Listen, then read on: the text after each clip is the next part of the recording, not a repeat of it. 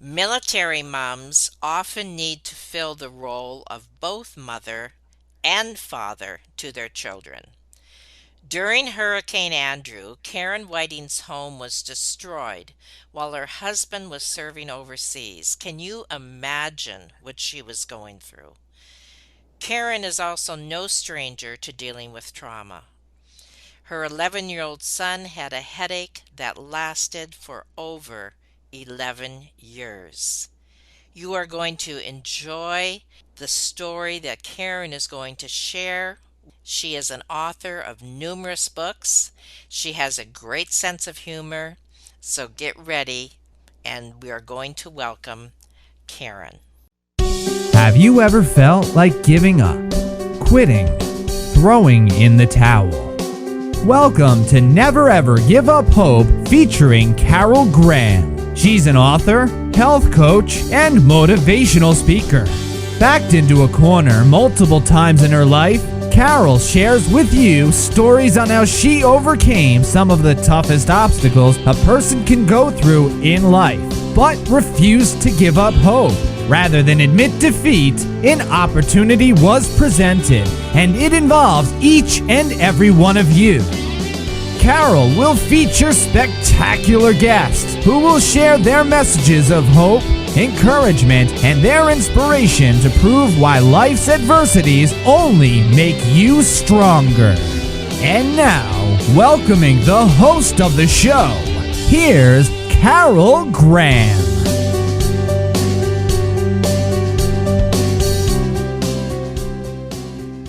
As an award winning author of 26 books, writing and marketing coach, international speaker, mother of 5, Karen Whiting writes to help build tomorrow's wholesome families today. That is one subject that we all need to hear. Welcome, Karen. Oh, thanks for having me on, Carol.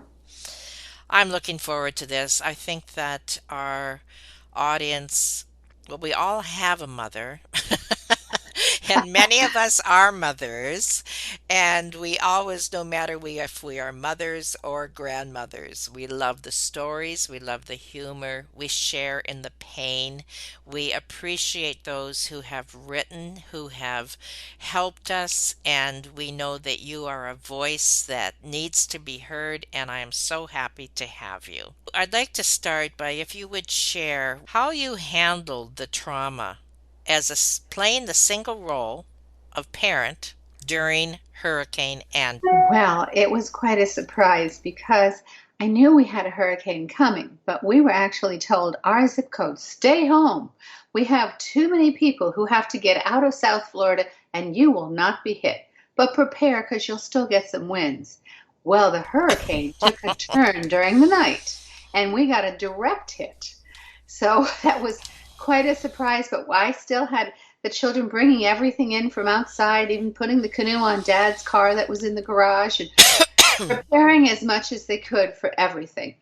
And then I sent them off to bed, except for my oldest, and we're doing things, and I look out the window, and the park beside me has these trees as big as oaks. They're gumbo limbo trees. They're also called the tourist tree because the bark turns red and peels. They were Really? bending in half. And I thought, oh no, we are really going to get hit because it hasn't even started yet.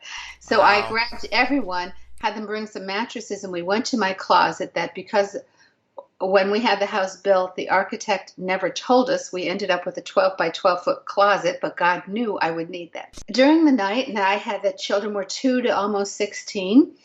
I had Daniel was still nursing and he would wake up and everybody would then wake up. So I'd read from the Bible and I would pray because I didn't know what else to do, but I always turned to God, right? And about 5 in the morning, I read Jesus calming the storm. And I pray for Jesus to calm the storm and everything stopped. And it's silent, no crashing, no wind blowing, nothing. And after a couple minutes, my son, Michael, the oldest son in the back of the closet, pipes up and says, Mom, you should have read that one first. We all laughed Aw. and I said, you are right. But We went down and well, actually, I went out to see what was happening. Then I grabbed the two oldest daughter, oldest son, to go down with me and assess the damage and get him to start trying to close the front door. That wind is still blowing it with a piece of wood from the garage and some nails and hammer. He's having trouble fighting the wind while doing it when a neighbor comes and helps him finish that up. My daughter and I are looking around, and I said, "Oh, there's water everywhere." I said, "Go up and get your dad's socks. We're going to put," and I grabbed plastic Hmm. bags, and I said, "We're going to put them on all the furniture, and we're going to put the bags over it. He's not here, so it doesn't matter if we're using his socks." And that actually saved the furniture. I didn't know that the furniture was. Really? Yes, the water can creep up into the legs of that furniture and turn it blue in places. There's a name for it, and that if you cover that and have that plastic around it, it will keep that from happening. So that was just something God told me to do. God also told me to answer the phone. I said, "Oh, right." And he said, "Answer the phone." I said, "Oh, I'm sorry, I said it that way. I'll pick up the phone." And so I picked up the phone, and there was a dial tone. So I said, "Who do I call?" And he says, "Insurance." So I call the insurance. Then I call a friend who's near where my husband is, and she can get in touch with him because I knew if I tried to call him, I wouldn't be able to get through the right way and tell him what was going on, and asked her to call my parents and tell them, "Oh, we're just fine. We have some damage," because my mother had just had a stroke. I couldn't let her know how bad things were.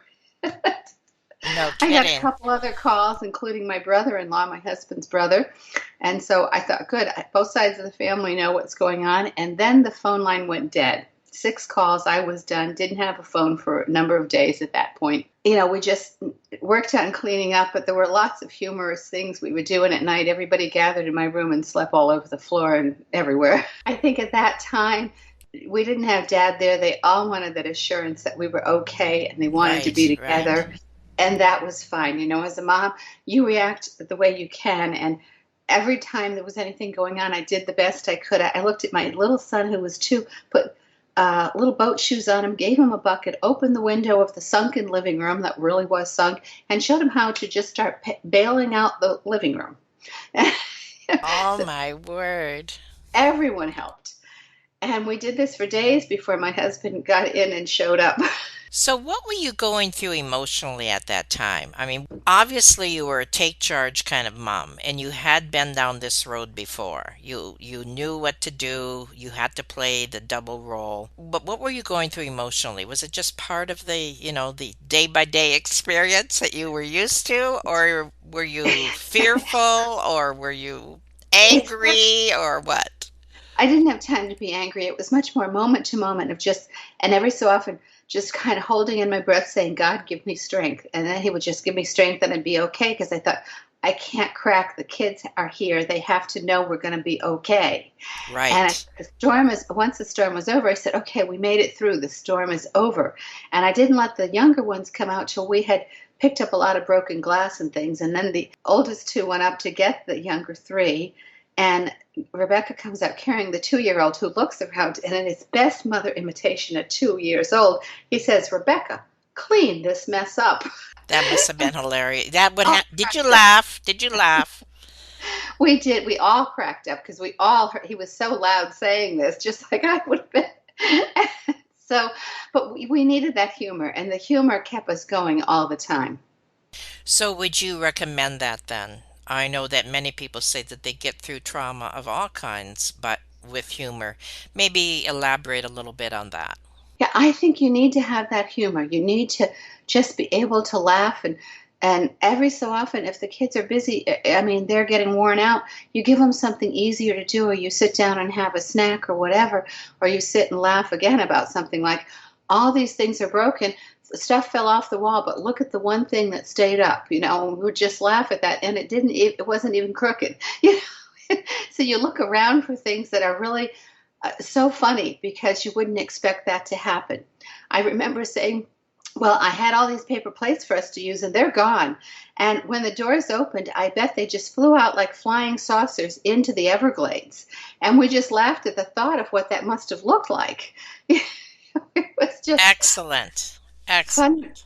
Yeah, so you keep doing that and that helps you. And at the same time, we'd say, "But Dad will be back." Well, before the storm came, I had the girls fill everything they could with water and then just put the glasses back up in the shelves, put everything, because I had no other place to put them. Plus, they needed to be in the cabinets. And when he came home, he kept forgetting about it. And he would take out a glass and just tilt it, and it would pour on him. And we would all laugh and say, if you'd been here, you would have known there was water in those glasses. What it sounds to me like is you have taught by doing, you have taught your children how to focus off the negative onto the positive. Is that Yeah, correct?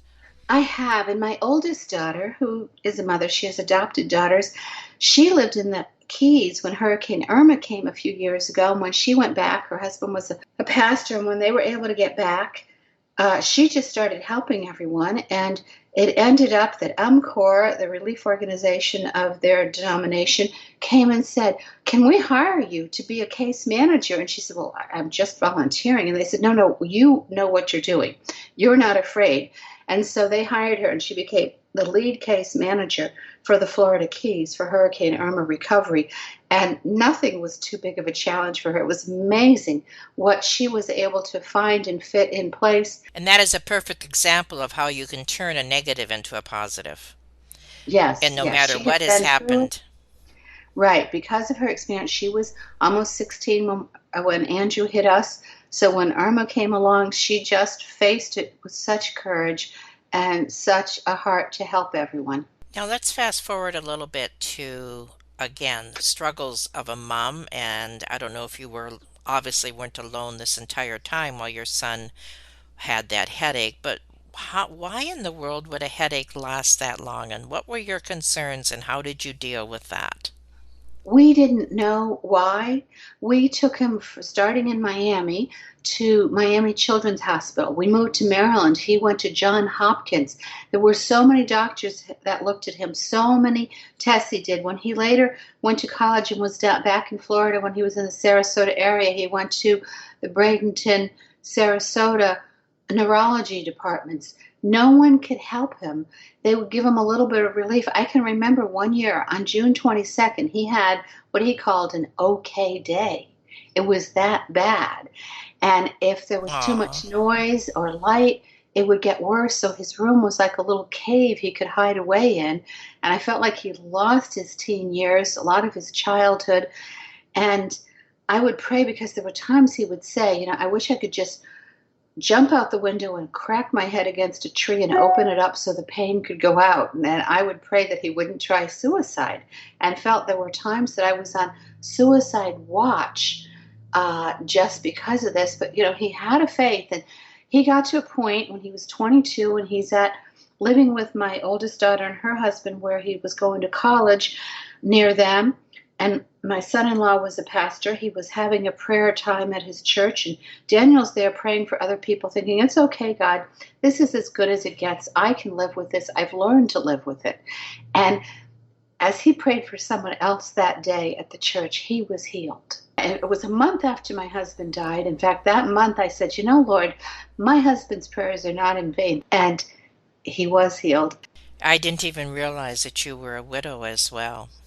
Yes, I So am. that is another thing that you had to live through and with your children and be that strong pillar for them. Anything you want to share along that? I would just say we did what we chose to do, that we said to our children who were living all over, and we were in Maryland, I never want you to say you didn't have time to see Dad. If you want to come and visit, then we will pay for the flights, whatever it takes for you to come.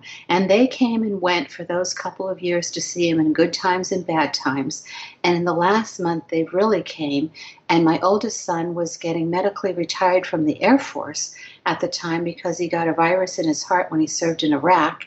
And because it was the end, his supervisor said, just go and stay as long as it takes with your dad. So he was there the last 2.5 weeks, my strongest son, which was Hmm. wonderful to have him during that time. And he said, but what do I do about a round trip ticket? I said, get one way. We'll get you a one way back whenever it's time to go back or you need to go back. And he says, but it costs more. I said, I don't care. I said, we want you here. This will matter more than a couple extra bucks. No kidding. And that teaches your children too on the importance of relationship, the importance of family. Somebody told me many, many years ago the three best things you can do for your children, and that is example, example, example. And I never forgot that because, and this is what I'm thinking as you're sharing. You are the example of what you want your children to see, and hopefully they will learn from.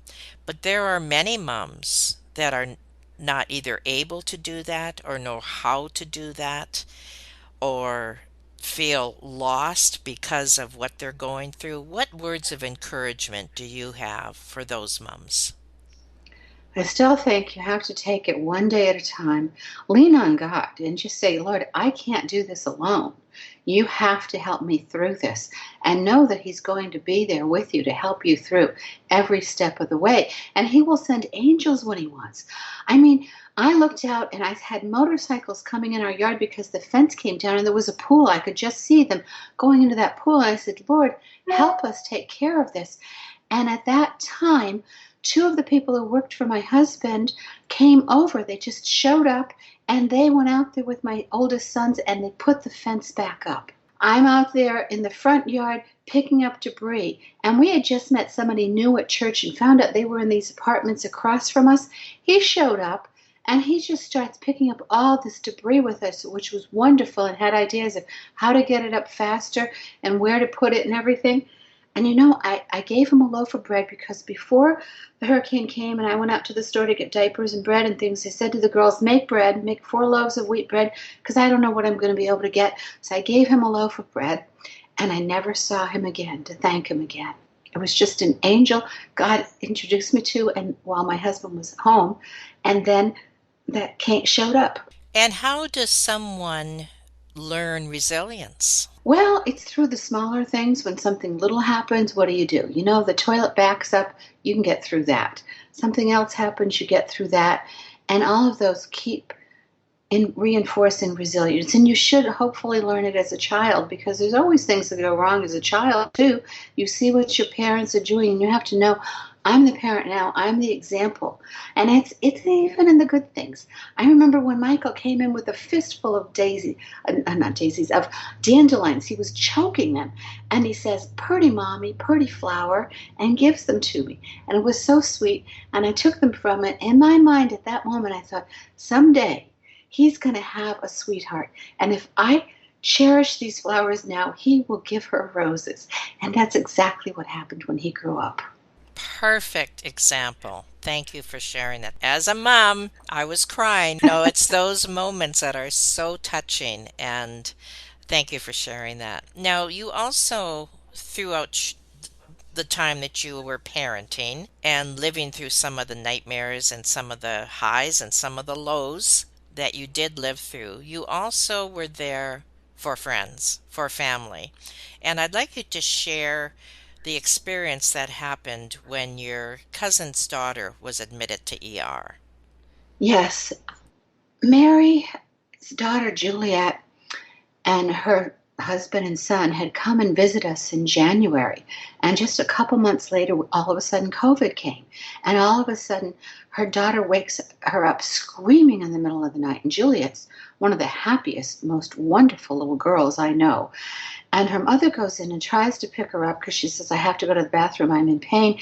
And she said it was like holding a jellyfish or something. There was no form. Her bones weren't working and things. And she calls her husband into the room and they get her into the bathroom. And then she calls 911 because she has a fever. She doesn't know what to do. She thinks this is COVID. And her husband has to stay home because only one can go to the hospital during COVID to be with the child. Plus there was the son, even though he was a teenager. And so she's there at the hospital not knowing what to think, what to do, what are they going to say, when can I be with my child, what can I do, when the doctors came out and tell her that we think it's leukemia. And it was. And this is like a week or Mm. so before Easter. And that was just so, so scary for her. And she had to stay at the hospital for a number of days before they would let her go and let her husband come in because you couldn't switch every day or every hour or anything. It was like once a week you could switch what parent was there. Is there anything you would like to address about COVID and any words of encouragement to moms, to families, to anyone? Right. Well, certainly keep in touch. I've stayed in touch with family and with Zoom and everything. And because my son and daughter-in-law who live here, and they're only 4 miles from me, we haven't seen each other as often because if I went anywhere or did anything, I'd have to wait 2 weeks before I could see them. Or if something, if they were put in quarantine, they had to wait 2 weeks. But we did a lot of Zoom calls and Zoom calls with the family, and that's so good to do. We let the children have their Zoom call, and the grandchildren have their Zoom call at different times. I was usually on all of those calls. I wouldn't say I was on all of them because sometimes, kids want to talk to each other without mom there, even if they're adults. Right, And right. that's fine. I love that they're close to each other. They have always supported one another. Now, you've been a writer for a number of years, and we're going to talk about your books in a moment, but what prompted you to write? I'm a mathematician. I never wanted to write a book. And yet friends would look at what I was doing and say, you have to write about your children and all the things you've done with them and the ways you do faith with them and everything else. And I thought, well, I don't know. It took me hours to write a 2-page paper. I can't imagine what it would take to write a book. But I'll go on this retreat. And I went on the retreat and I prayed, and God gave me a vision and said, I don't just want you to write a book. I want you to be a writer. And it was like seeing, first he shows me one thing that looked like a big golden ball, but then he's told me it was a seed, and he said to plant it will produce much. And in my mind, I could then see like a tree with books all over it, and I thought, oh, you want me to be a writer? Ah. And the next morning, that first part of the vision actually was given to me when I turned over my placemat from breakfast. That was what was on the placemat. It's framed and hanging up, and I just said, okay, Lord, I'll give you 5 years. I'll do whatever people tell me about writing because I know nothing. And in 5 years, if I don't even have a little tiny thing published, I'll know I didn't hear you correctly. But within 5 years, I had 5 book contracts. So I just keep on writing till God says, you're done. I like the tree of books. I think that's a Oh, pretty neat picture. Thank you well, it for it. overwhelmed me at the time. No kidding. So tell us about your books. Not necessarily the current one. We'll talk a little bit about that, but also some of the other books you've written, who your audience is, maybe one or two of your favorites, whatever you'd like. And how many books have you written? The end of this year, it'll be 30 because I have one that is just releasing and 3 more coming out this year, plus something for next year already. So, yeah, a lot more than I ever anticipated. No So, kidding, my word. but they always say to write it what you know. At the time that God called me to write, I had a puppet TV show that was just launching, and so I started with a puppet book. And that was published by a Concordia publishing house. And because I had a big puppet ministry, but the little children couldn't join, they just weren't strong enough to hold their arm up with a 5-pound weight on their hand for 5 to 15 minutes at a time. And so I had invented these little movable mouth finger puppets made with felt or paper and did a whole book on Hmm. those. And that got published. So that was very precious to do. And then I did some craft books for girls paired with devotional books paired with women in the Bible, and went on to just doing some time management because I do have that being a mathematician, good skill on that one. And another book that I really liked that my husband liked so much, I was so glad he could hold it while he was alive, and that was a historical book of stories of faith and courage from the home front, from the French and Indian War to the wars in Iraq and Afghanistan. The Wow. true daily story of what happened to the women, families, and children on the home front of America during American war times. And those stories were so rich in the faith and courage of these women. There were women back in the French and Indian War and the American Revolution who were so feisty. It was amazing to find these stories. Just loved that book. So you have actually an audience that is quite vast. Well, And yes, but they're all still tied into family because, again, okay. that's the families during the home front. The puppetry and all those things are to equip people with families of activities to do with their children. Even the craft books for the girls are to help grow tomorrow's mothers today by equipping them with some skills. and letting them read about women in the Bible to understand the virtues that they want to develop. So all of them, in my mind, are always still focused on growing a wholesome family. Give us an example of when you just said about helping them acquire some skills. Well, there's one for the girls in which they weave, do a weaving, and each one of them, as I said, is paired with a woman. And maybe the easiest one is I have Mary, the mother of Jesus, and I talk about family ties in that one. And they make a macrame belt to wear, so that tie, they have that image as they're making it, and to look at afterwards as they put it on, to think about how important family ties are, and that Mary's tied to her child and to be with him from birth till death and resurrection was a wonderful thing for her to experience and for Jesus to have. And so that's where I encapsulate things, even for a child, a girl, to understand family values while having the fun of crafts and learning about a woman in the Bible. What a wonderful analogy. That's great. And your favorite one, was that the one that you had just mentioned, or was there another one? I guess my real favorite one that took me 22 years to get someone to publish it was The Gift of Bread, Recipes from the Home and the Table. I grew up with grandparents 2 houses from me who owned the town restaurant. So I Hmm. grew up in the restaurant business, baking bread at my grandmother's house with my mother, with my grandmother, even a great grandmother.